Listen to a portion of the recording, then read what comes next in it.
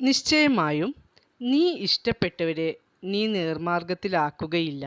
എങ്കിലും അല്ലാഹു അവൻ ഉദ്ദേശിക്കുന്നവരെ നേർമാർഗത്തിലാക്കുന്നു.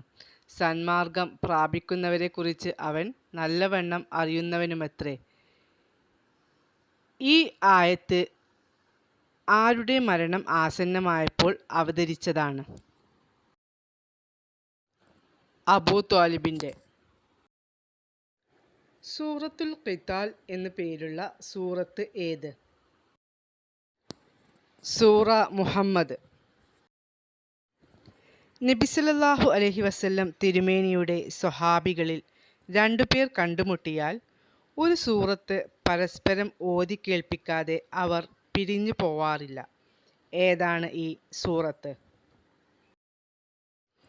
സൂറത്തുൽ അസ്ർ.